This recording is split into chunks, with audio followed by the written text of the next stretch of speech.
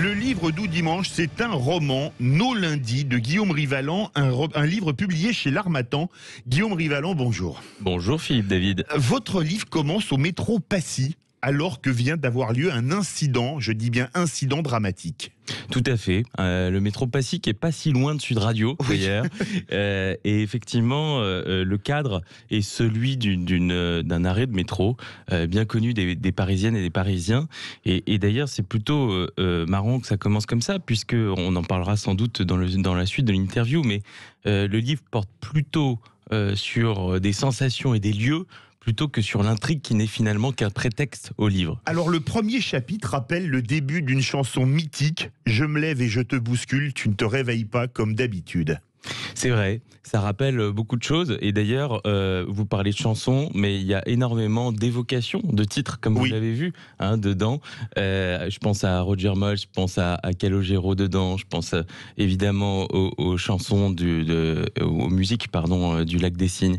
Beaucoup de musiques sont évoquées, c'est aussi l'un des fils rouges. Alors justement, les deux héros du livre sont un couple, Mathilde et Gaspard. Il est pilote sur moyen courrier, elle est architecte d'intérieur à son compte, un couple avec une bobo qui recycle tout pour l'une et un pour l'autre qui ne regarde pas son bilan carbone, un couple qui ne communique plus si ce n'est en regardant des films sur leur tablette au lit.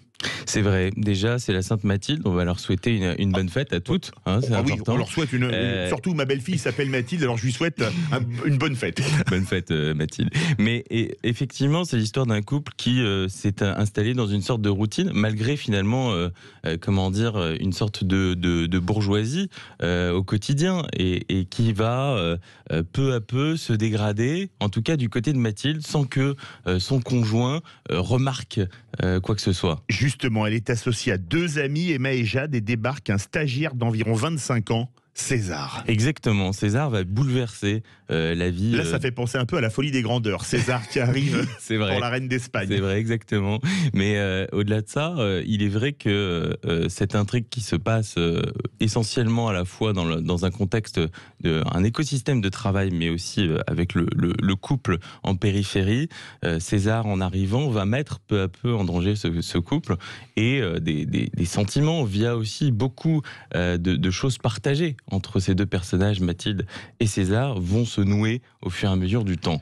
Oui, alors arrive une relation d'amour qu'on peut qualifier de platonique, une histoire qui se passe tous les lundis soirs dans des lieux qu'on a oubliés, les lieux de culture. C'est ça, c'est aussi un hymne au Paris de la nuit qu'on aime profondément. Les quais, les musées, on parle dedans d'Orsay, de Guimet, de la Fondation Louis Vuitton qui est, paraphrasée autrement. Et c'est vrai que ces évocations de lieux sont assez sympas. Et pour tout vous dire, je l'ai écrit pendant le premier confinement. C'est sans doute aussi pour faire écho à toutes ces choses qui nous manquaient alors que ça a été inspirant. Est-ce qu'elle ne fuit pas la routine de son couple? Bien sûr qu'elle le fuit, mais elle est complètement dans le déni. C'est-à-dire qu'elle ne voit pas la fuite en avant, et pour autant, elle s'interroge, elle est bouleversée, et elle a peur, d'être confrontée à quelque chose qui pourrait changer complètement sa vie. Surtout qu'elle a un très bon confort de vie en plus, avec un pilote de ligne, etc. Bien sûr. Elle se rend compte lors de soirées que César, avec qui elle entretient cette relation, est en couple avec une femme absolument magnifique physiquement qui s'appelle Juliette, et elle se pose des questions. Oui, elle se pose des questions. Pourquoi serait-il intéressé par elle? Qu'est-ce qu'elle a de plus finalement, alors que elle est un peu plus jeune? Elle est un peu plus jeune, elle est athlétique, elle est en l'occurrence danseuse. Elle est décrite ainsi dans le livre. Et pourquoi Mathilde serait plus intéressante que Juliette? Ça, pour le coup, la question est ouverte dans le livre. Oui, et puis après, les sentiments, ça ne se discute pas. C'est ça. Elle s'en pose d'autant plus quand Gaspard, en tant que copilote sur un vol Paris-Saint-Pétersbourg, vole avec ce même César qu'il a rencontré lors d'une soirée, dont il ne connaît pas la relation avec la femme, et une cliente de l'agence d'architecture d'intérieur de Mathilde. Effectivement, l'intrigue bascule à ce moment-là. d'ailleurs. Oui. Ça a été le point important d'ailleurs pour la bascule du livre. Et son compagnon va se retrouver effectivement à voler avec ses passagers installés à l'avant. Et il va les reconnaître puisqu'il les verra peu de temps avant dans une soirée un peu happy few organisée par l'entreprise de Mathilde. Et il va se demander pourquoi ils sont là installés, une cliente, un collaborateur, ensemble sur cet avion à destination de la Russie. Et il le dit à Mathilde qu'il ne le dit pas à ses associés parce qu'elle ne veut pas qu'elle sache qu'elle a une relation, on va dire, platonique. Ouais, bien on sûr. ne le sait pas avec justement César. Il y a une histoire de trahison amicale aussi et d'affaire avec Jade. Ouais, tout à fait. Une des 3 associés avec Emma. Il y a une histoire effectivement de trahison amicale et de travail, donc, puisque l'une des 3 associées va peu à peu vouloir s'émanciper. Et d'ailleurs, c'est lié au point précédent, à l'intrigue qui se passe dans l'avion, puisqu'on découvrira en lisant la suite que tout ça a été finalement cousu de fil blanc. Absolument, Gaspard revient d'un vol, logique pour un pilote de ligne, Ouais. mais il lui fait une chose qu'on n'attend pas, une demande en mariage. Il lui fait une demande en mariage. Et elle tombe de l'armoire, on va dire ça comme ça. Complètement, d'autant plus que elle est à un moment où, comment dire, elle est à un point d'effectuer un véritable choix, d'explication aussi avec César sur leur relation à ce moment-là.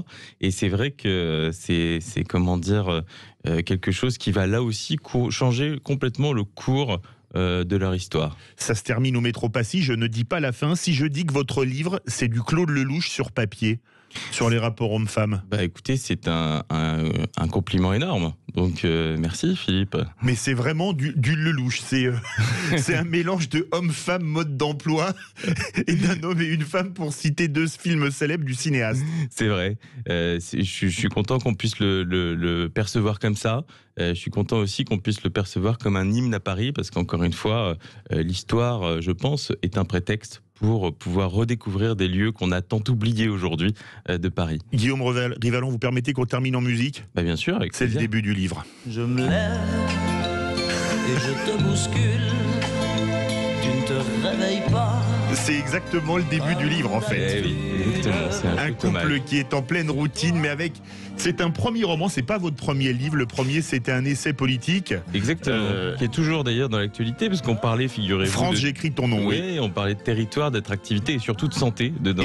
Et- Et on découvre en le relisant que peu de choses ont changé depuis 2017. Et c'est un premier roman qui se lit extrêmement vite et qui est extrêmement bien écrit. Merci beaucoup Guillaume Rivalon, auteur de Nos lundis. Des lundis, on n'en dit pas plus entre César et Mathilde.